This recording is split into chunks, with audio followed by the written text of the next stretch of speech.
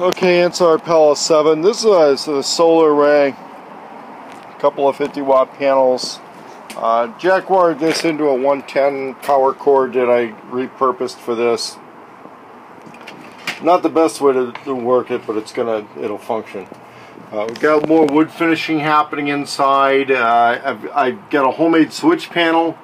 There was a little bit of a cheapskate situation with regards to buying a commercially made switch panel, but we made one that I think is going to work fine. We've got, of course, a inverter here. Right now we've got power coming in, single battery, room for a second one. His video camera is recharging off of a USB that we've got USB and 12 volt. There's also a USB on the inverter. But I think that's controlled by the switch of the inverter. Now, he wanted to do the finishing all at once. One of the issues with that is that when we layer the wood, we don't want to be fighting over edges and masking and everything, especially with hinges going in. There also needs to be a little bit more blending with the finish when we're doing this. And that's one of the reasons why there's been no polyurethane and mixing the orange oil with the stain, so that we don't have a problem with this. And basically just keep putting that stuff on until it darkens at a point where you're not changing any more of the equation. Now, with sticky back LED lighting, one of the problems is it doesn't stay sticky for long enough. So when we stick this stuff up here, you know, it just doesn't want to stay sticky, doesn't want to stay. We're going to get some plastic diffuser panel type stuff that basically can be stapled or attached to this wood. And there's a few different ways to deal with that. None of them are foolproof, so we're still kind of looking for some options, but I've got some quasi Fresnel lens material that could work.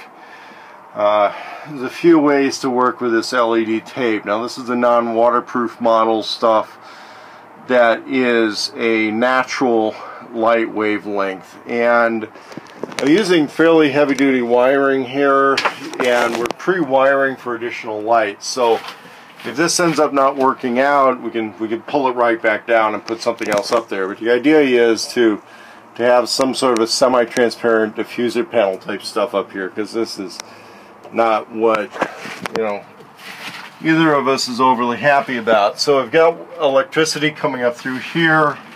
Repurposed some 12 gauge house wire. Works fine with 12 volt, regardless of what some people assert.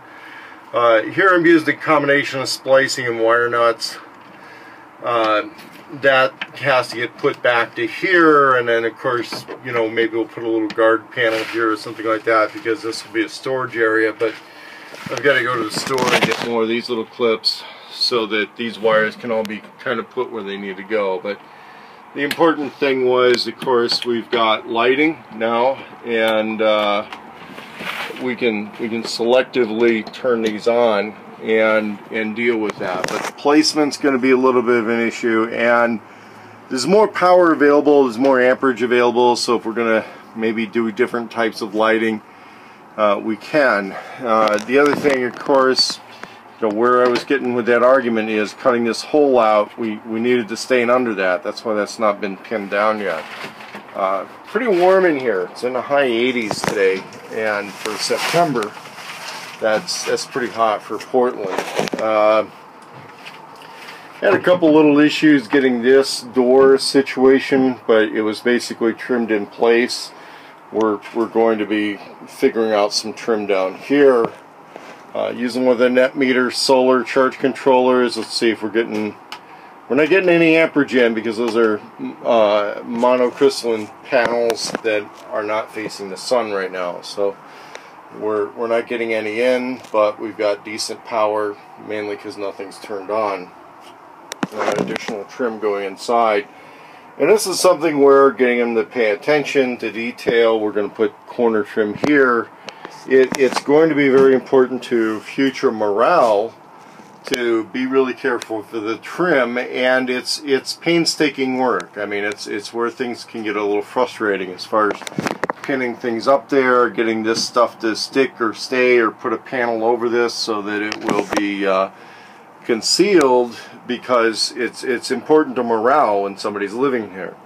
It's also, you know, one of those things that adds to the cost. And if we were to build something like this commercially, and if you're building it for somebody, you know, this is the type of thing where I'm not going to bog down too much with it unless I'm getting paid to. So if we're doing it on a volunteer basis, I kind of explain, okay, we're going to work on it at this level, but if we don't have good trim and you've got a lot of unevenness, it really points down the value of the piece until everything's really finished off much more nicer. But it's on the way. It's on the way to being that nice. And when you're in a small space, you need it to be nice. You need that nicer level of trim. So it's definitely on the way. And hey, Alex, can you close the 2 doors from the outside? Oh, okay. So this is what we're getting at with this enclosure right here, in that when this is closed but it's painted white, you can see around on the inside of that, and that's what we're getting at with that. All right, so doing a little bit of nighttime work. It was really hot today. It was a high 80s, more felt like low, felt like 90s or 100. And so we've got some light here. We've actually got a fair amount of light coming out from the LED strips. They're not holding on to the ceiling very well, so we're still going to work with that. And I've got voltage reading issues on the system. So here we can see, now I'm doing this video with an Apple device that doesn't allow me to change my zoom. When he uses this as a video studio, of course, he's going to be able to adjust zoom. We can also notice there's a lot less freeway noise in here once we're inside, because it's pretty well insulated. You can see the insulation back there. Of course, the windows are also insulated, and they'll act as a light diffuser when you're using them to illuminate things outside. Of course, we're going to put doors on here, so the interior will be less reflective when everything's in here. And that's why I kind of support having more lights. And then, you know, if you feel it's too bright, you don't have to turn them all on. They adjust according to the switch panel right here.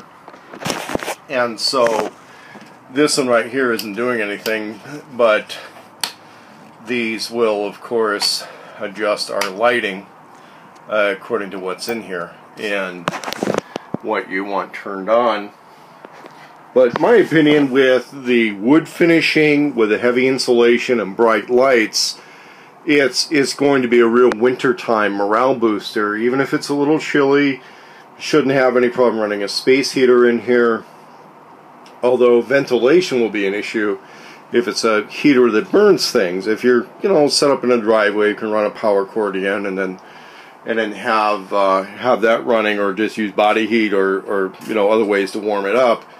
Now, as far as body heat goes, this is like being in a vehicle or something like that. So it's heavily insulated. If you're moving around and breathing a little bit and it's not sub-zero, you should be reasonably warm, but I think it would get stuffy.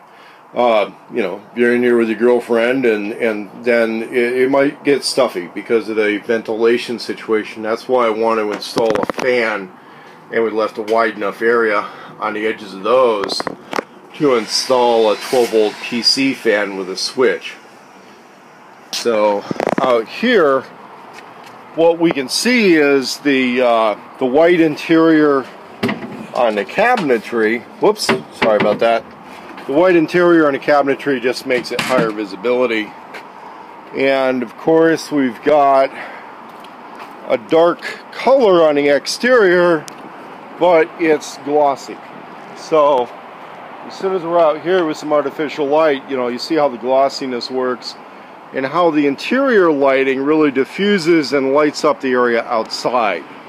So that's kind of what's going on with the lighting situation, which at this stage in the game I consider to be a success.